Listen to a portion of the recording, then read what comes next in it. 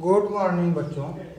आज हम लोग क्लास 10 सामाजिक विज्ञान भूगोल पाठ 5 विनिर्माण उद्योग के बारे में बात करेंगे।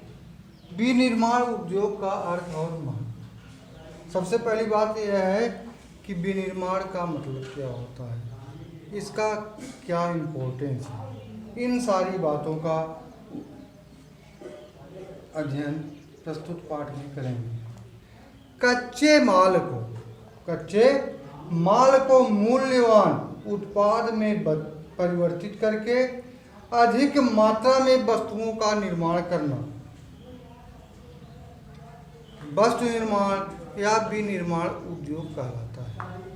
जो रॉ मटेरियल्स हैं, रॉ मटेरियल्स का प्रयोग करके श्रम शक्ति, मानव शक्ति आदि के प्रौद्योगिकी आदि के मशीनों के उपयोग से उसको परिष्कृत करके अंतिम उत्पाद तैयार करना विनिर्माण उद्योग कहलाता है। विनिर्माण का शाब्दिक अर्थ निर्माण करना होता है। शारीरिक और यांत्रिक शक्ति के द्वारा विभिन्न प्रकार की तकनीकों की सहायता से कच्चे माल को पक्के या निर्मित माल में बदल देना और उसका अधिक से अधिक उपयोगी बनाना विनिर्माण उद्योग कहलाता है। जैसे लौह अयस्क से अयस्क निर्माण, कपास से सूती वस्त्र निर्माण और गन्ने से चीनी का निर्माण, यह विनिर्माण उद्योग के अंतर्गत आता है। और विनिर्माण उद्योग बहुत महत्वपूर्ण उद्योग है। इसे आर्थिक विकास का आधार स्तंभ माना जाता है, क्योंकि विनिर्माण उद्योग कृषि के आधुनिकीकरण में सहायक है, जो हमारी अर्थव्यवस्था का आधार स्तंभ है।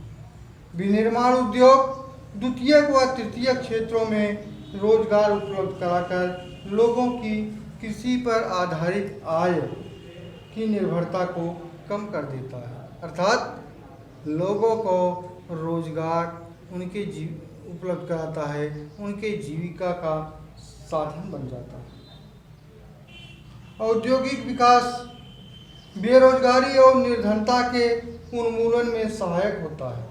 इसका उद्देश्य पिछड़े क्षेत्रों में उद्योगों की स्थापना करके क्षेत्रीय असमानताओं को कम करना भी है। निर्मित माल का निर्यात करने से व्यापार और वाणिज्य में वृद्धि होती है।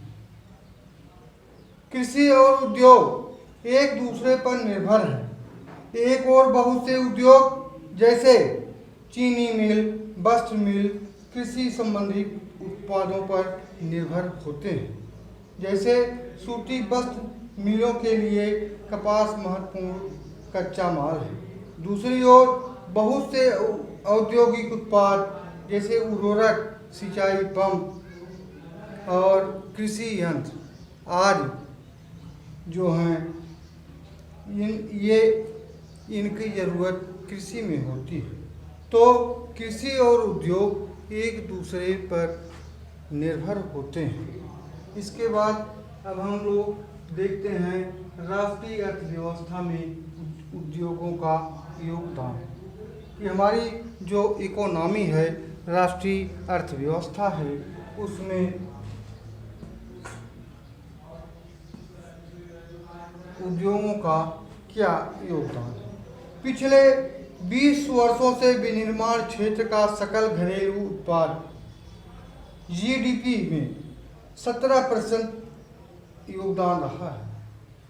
पूर्वी एशियाई अर्थव्यवस्था में विनिर्माण क्षेत्र का सकल घरेलू उत्पाद में योगदान 25 से 25.35% रहता है, जिसकी अपेक्षा हमारे देश में यह बहुत कम है।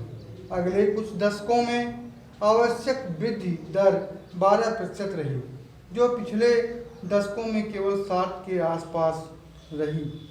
विनिर्माण उद्योग के क्षेत्र में विकास करने के लिए सरकार ने राष्ट्रीय विनिर्माण प्रतिस्पर्धा परिषद NMCC राष्ट्रीय विनिर्माण प्रतिस्पर्धा परिषद की स्थापना की। औद्योगिक अवस्थित किसी कारखाने की अवस्थित सरकार की नीतियों, कच्चे माल की उपलब्धता, श्रम, पूंजी, शक्ति के साधन और बाजार की सुविधाओं से प्रभावित होती है।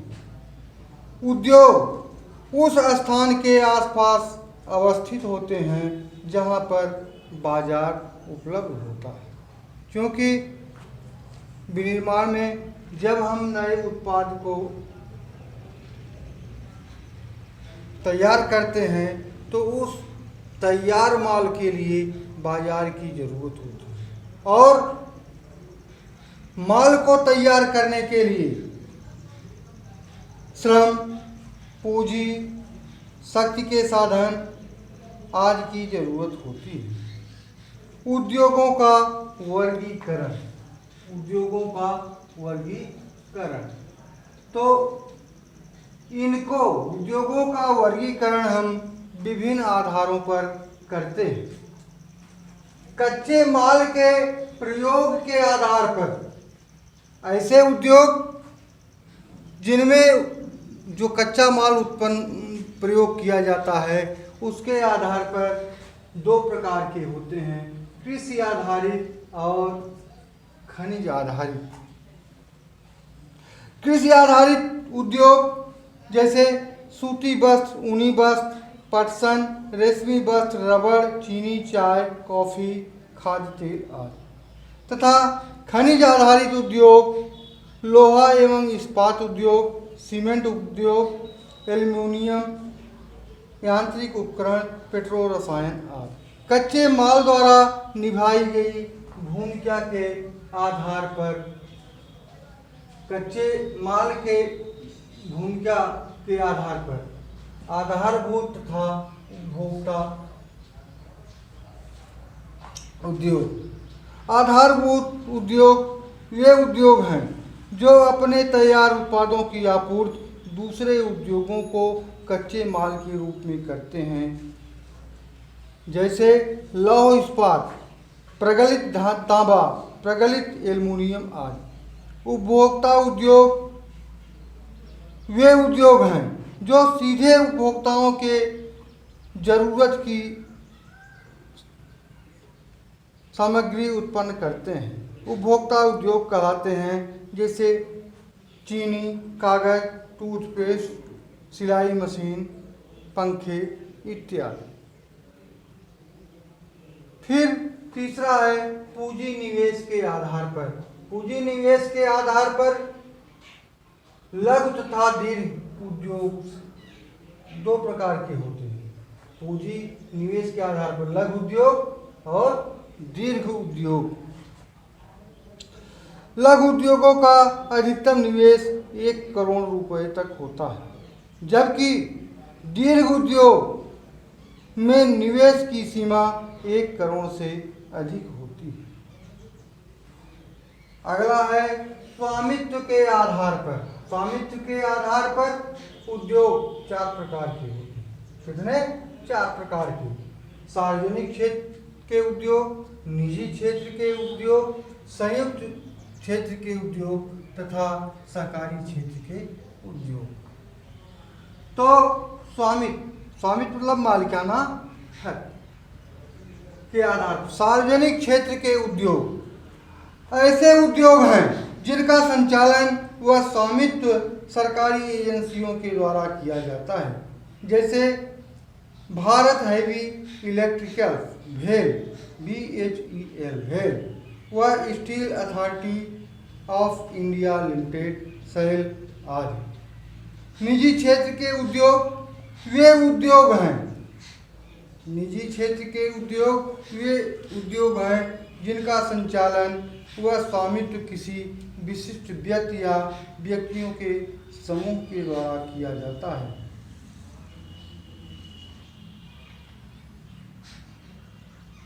निजी क्षेत्र के उद्योग कहलाते हैं, जैसे टिस्को, बजाज ऑटो लिमिटेड व डाबर उद्योग आदि। तीसरा है संयुक्त उद्योग। ऐसे उद्योग जो राज्य सरकार और विशिष्ट व्यक्तियों या उनके समूह के संयुक्त प्रयास से चलाए जाते हैं, जैसे ऑयल इंडिया लिमिटेड आदि। सहकारी उद्योग, ये वे उद्योग हैं जिनका स्वामित्व और संचालन कच्चे माल की पूर्ति करने वाले उत्पादकों, श्रमिकों या दोनों के हाथों में होता है। इनका विभाजन भी समानुपातिक होता है, जैसे महाराष्ट्र में चीनी उद्योग व केरल में नारियल पर आधारित उद्योग सहकारी उद्योग कहलाते हैं। इसी के आधार पर अगला पॉइंट है कच्चे एवं तैयार माल की मात्रा और भार के आधार पर उद्योगों को दो भाग में बांटते हैं, भारी उद्योग तथा हल्के उद्योग। भारी उद्योग वे उद्योग होते हैं जिनमें विशाल मशीनों और भारी कच्चे माल का उपयोग भारी उत्पादों के उत्पादन में किया जाता है, जिसमें माल उत्पन्न करने के लिए बड़ी बड़ी मशीनों का प्रयोग किया जाता है और अधिक मात्रा में माल उत्पादित किया जाता है। भारी उद्योग कहलाते हैं। इनमें पूंजीगत उत्पाद शामिल होते हैं, जैसे ऑटोमोबाइल्स और निर्माण के यंत्रक संबंधी। हल्के उद्योग वे उद्योग हैं जो हल्की उपयोगी सामग्री का उत्पादन करते हैं, हल्के उद्योग कहलाते हैं, जैसे इलेक्ट्रिकल उद्योग व खिलौना उद्योग आदि।